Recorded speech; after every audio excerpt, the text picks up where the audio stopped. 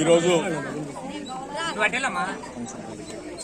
దుర్మార్గుడైన చంద్రబాబు నాయుడు ఒక అభంశుభం తెలియని ఒక అమ్మ వజ్రమ్మ అమ్మని పొట్టను పెట్టుకున్నాడు.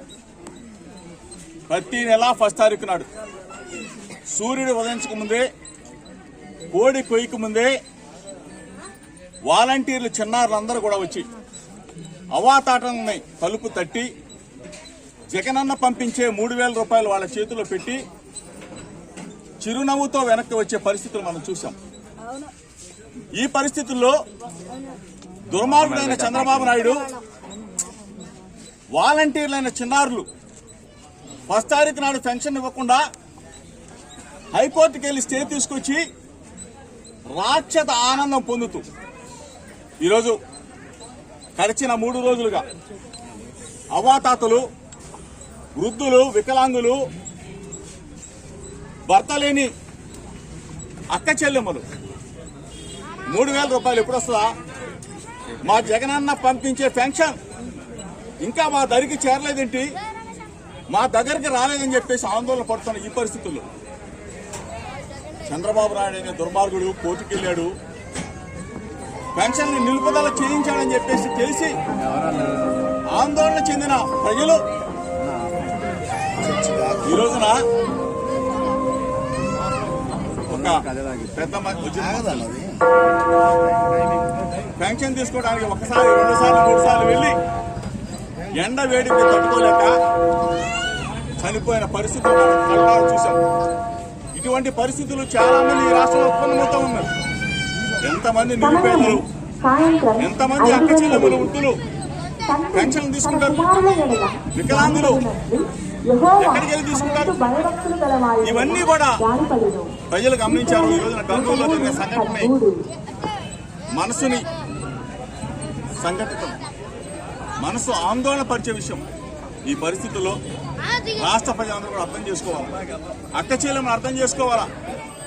జగనన్న చేసే మంచి పనుల్ని దుర్మార్గుడైన చంద్రబాబు నాయుడు ఏ విధంగా నిర్వహింపజేస్తా ఉన్నాడు, కోర్టులకు వెళ్తా ఉన్నాడు మనం చూసాం. ఇంతకు ముందు కూడా మా పిల్లలు, మా ఎస్సీలు, మా ఎస్టీలు, మా బీసీలు, మా మైనార్టీల పిల్లలు ఇంగ్లీష్ మీడియం చదువుకోవాలని చెప్పేసి జగనన్న ఇంగ్లీష్ మీడియం ప్రవేశపెట్టినప్పుడు కూడా చంద్రబాబు నాయుడు దుర్మార్గుడు ఎస్సీల పిల్లలు, బీసీల పిల్లలు, ఎస్టీల పిల్లలు, మైనార్టీల పిల్లలు ఇంగ్లీష్ చదువుకోకూడదు, తన పిల్లోడు ఒక్కడే, లోకేష్ అనేవాడు ఒక్కడే ఇంగ్లీష్ చదువుకోవాలని చెప్పేసి కోర్టుకు వెళ్ళిన దుర్మార్గుడు అని చంద్రబాబు ఆ రోజున దుర్మార్గం చేశాడు. ఈ రోజున మరలా హైకోర్టుకు వెళ్ళి వృద్ధులు ఏం చేశారు రా బాబు చంద్రబాబు నాయుడు, వితంతువులు ఏం చేశారు, వికలాంగులు ఏం చేశారు, జగనన్న ఇచ్చే పెన్షన్ ఇంటికెళ్లి తలుపు పెట్టి ఇచ్చే పెన్షన్ నీకెందుకంత కడుపుమంట, నీకెందుకంత బాధ? నువ్వు 14 సంవత్సరాల కాలంలో చేయలేని పనులు మా జగనన్న చేసి చూపించాడని చెప్పేసి నీకు కడుపు మంట చంద్రబాబు నాయుడు. ఈరోజు ఇంత దుర్మార్గంగా ప్రవర్తించే చంద్రబాబు నాయుడిని ఎవరు కూడా ఎక్కడికి కూడా రాకుండా అడ్డుకోవాలా. చంద్రబాబు నాయుడిని అతని దుర్మార్గాల్ని తరిమి కొట్టాలా. రేపు 7వ తారీఖు కూడా ఉయ్యూరు వస్తున్నాడు.